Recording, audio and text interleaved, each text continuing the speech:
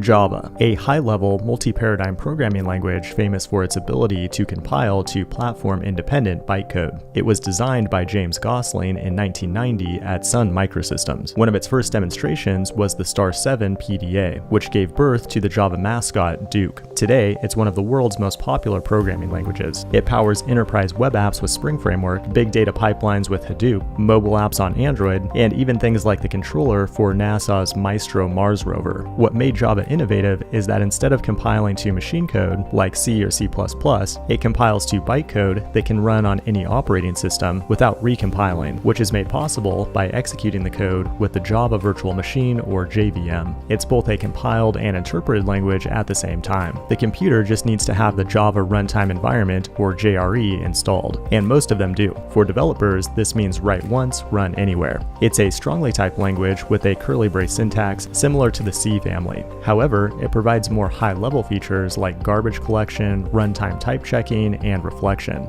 To get started, install the Java Development Kit or JDK, then create a file ending in .java. Every Java program starts with a class name, which should also match the file name. The class is required to have a main method. This is where your code will start executing. Inside the method, define a variable by starting with a type followed by a name and value. We can then print it to the standard output using the built-in system class. Now, because we're inside of a class, we define functions as methods on this class. The public keyword means that it can be used outside of this class, and static means that it's a member of the class itself as opposed to an instance of the class. We then provide a type and name and return a value from it. You can define your own custom classes, which are blueprints for objects, then add attributes and methods to them. Use the new keyword to instantiate an object from the class. It feels very object-oriented, but has evolved to support functional patterns like anonymous Lambda methods. When your program is finished, use the compiler to generate a .class file, which contains the bytecode. Now use the Java command to tell the JVM to interpret and run that file. Congratulations, you just built an enterprise-grade application. This has been Java in 100 seconds.